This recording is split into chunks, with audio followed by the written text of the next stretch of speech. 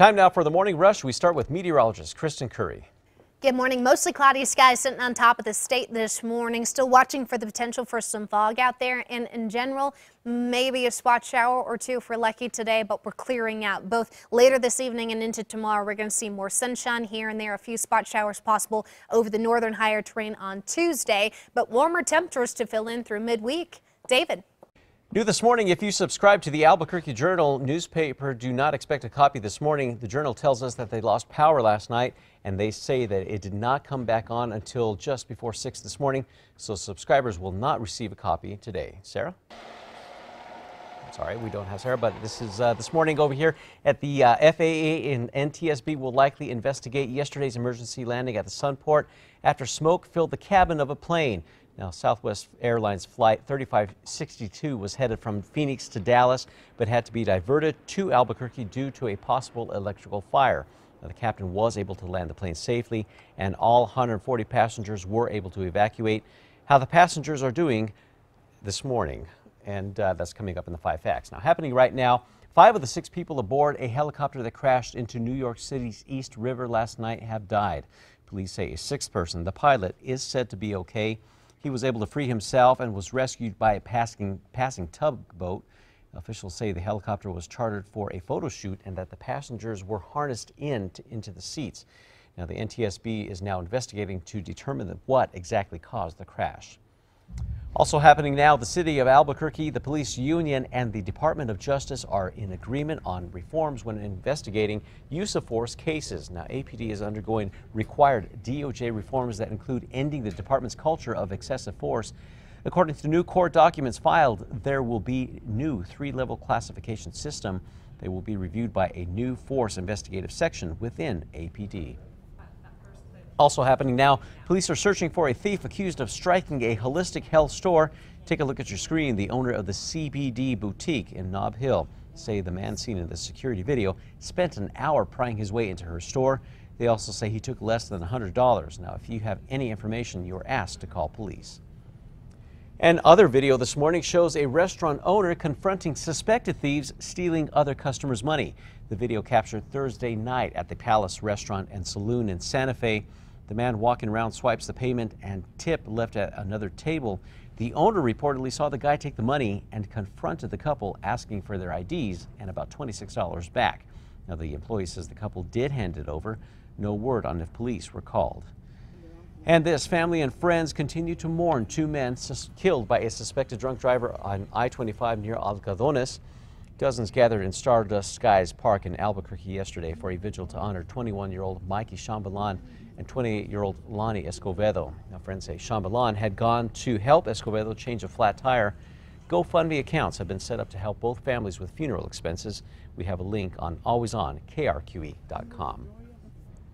Also happening now, one of the victims of a deadly scaffolding collapse at a Rio Rancho hospital is filing a lawsuit. Back in 2015, a 6-story scaffold came down at Presbyterian Russ Medical Center, killing 1 and injuring 7.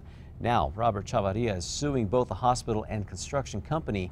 He says he was working on the ground level and was struck by falling debris and buried underneath material, injuring his back. We reached out to Presbyterian and McCarthy for comment, but did not hear back. Now, an update to a story we've been following for you. A group is wanting to convince Congress that New Mexico should get reparation funds decades after testing the first nuclear bomb at the Trinity site. The Tularosa Basin downwinders say tens of thousands of residents near the Trinity site were exposed to radiation during the world's first atomic bomb test. They also want to testify in front of Congress. And as you wake up this morning, the White House has unveiled new gun and school safety proposals. They include a push to arm school faculty, improving background checks for those buying guns, and overhauling parts of the mental health system. Now, left out of the proposal, increasing the age restrictions on some gun purchases.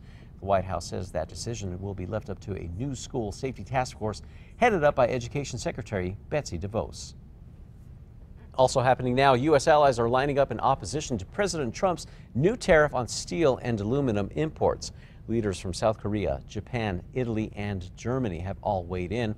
German Chancellor Angela Merkel says that if the U.S. allies are given exemptions, the U.S. can avoid a global trade war. Kristen?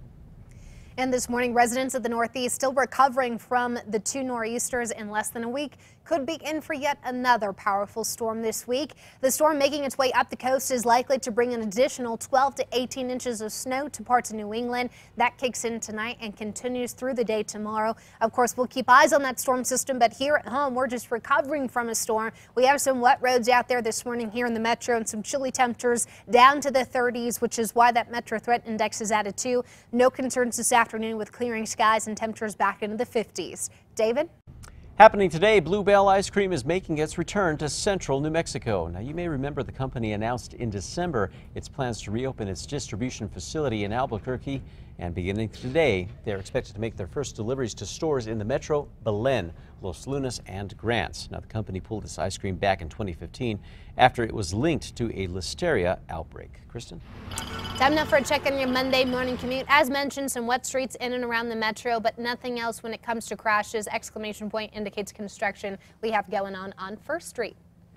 Andrew, this morning there's a salad dressing bottle worth $35,000. Hidden Valley has made 2 of these things for its ranch dressing in honor of the upcoming royal wedding of Prince Harry and Meghan Markle. Now, one of the bottles is being shipped to London to be put on display. The other is being awarded to an online contest winner on March 19th. And a Phoenix man is hoping to bring a smile, or rather a simple but necessary comfort to the area's homeless population. Robert Thornton spends his days reaching out to homeless people, handing out new t-shirts and shoes. He started a nonprofit organization to help aid people who are on the streets. Now he's hoping for a community support to create mobile showers, a safe place for homeless people to clean up. And he envisions a trailer equipped with a shower, laundry machines, and a laptop and printer to help people print resumes to get them working again. Wow, good for him. Yeah, that's a good way to get them back on their feet. Need more people like Robert in the world. Yeah. All right, time now for the 5 facts. We begin with number 5. During Selection Sunday yesterday, an online mix-up is still getting a lot of attention. For about 20 minutes, ESPN was reporting Clemson would face UNM in the big dance instead of NMSU. It was corrected quickly, but not before people caught on. A few people tweeted about the mix-up, with one user writing, quote, "The disrespect is unforgivable, and that it's time to show the world what the Aggies are made of." At number 4, a Navajo woman is hoping to infuse Braille and the Navajo language together. Carol Green from Kirtland is blind. She's a teacher of the visually impaired in Farmington. Green recently developed a Braille code for the Navajo language that she wants to bring to the entire Navajo nation. Now, she's also being considered for the Hallman Prize, which awards up to $25,000 for ambitious projects by the blind. At number 3, looking at temperatures in the 50s this afternoon, so this is a little cooler than average for us as far as the sky conditions go. A mix of that sunshine and cloud cover this afternoon, clearing through the day tomorrow, with 60s returning to the metro. At number 2, state police are investigating an officer-involved shooting in eastern New Mexico. It happened just west of Fort Sumner around 6 yesterday evening. State police say they were looking for 48-year-old Andy Lucetto. He had been considered armed and dangerous. Now, we do know the shooting involved Lucetto, but it's still unclear at this point which law enforcement agency was directly involved in the shooting. State police say officers are okay, but the suspect's condition is unknown this morning. And at number 1, both the FAA and the NTSB are likely to ramp up an investigation into what caused an electrical fire on the flight from Phoenix to Dallas. That was a Southwest Airlines flight. Now, the plane had to make an emergency landing at the Sunport. In a statement, Southwest says that the captain was able to land the plane safely and all of the 140 passengers were able to evacuate.